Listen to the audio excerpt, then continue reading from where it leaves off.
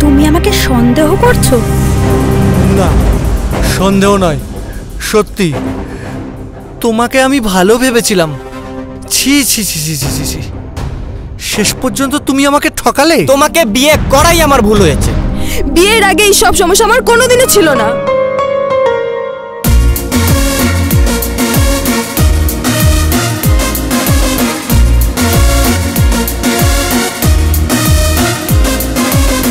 লিখেছি তোর নামে মনের খাতায়, লিখেছি তোর ছবি চোখের পাতায়, লিখেছি তোর। তাহলে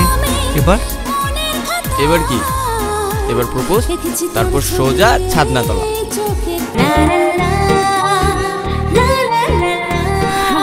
বলো এবার।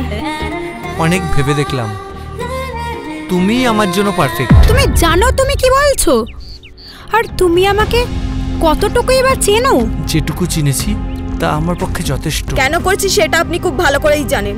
আপনি আমাদের বাড়ি গিয়েছিলেন কেন? তুমি তো বলেছিলে তোমার বাবার সাথে কথা বলতে। হো, আমি যা বলবো আপনি তাই করবেন? তাহলে যাও, গিয়ে মরো। ঠিক আছে, যাচ্ছি। রমেশ, দাঁড়াও বলছি। তুমি কি পাগল হয়ে গেছো? আমাকে চিনতে পারছেন নিশ্চয়ই। আমি পুরনো সব কথা ভুলে গেছি। আর খুব ভালো হয় যদি আপনিও পুরনো সব কথা ভুলে যান। সেসব রাতের কথা কি ভোলা যায়? আপনি জানেন বন্ধুর বউয়ের সাথে কিভাবে কথা বলতে হয়? চাইলে কি ওসব কাজ ছাড়া যায় ভাই? তুমিও কি বিয়ের আগে 2-1 রাত কাটিয়েছিলে নাকি বৌদির সাথে?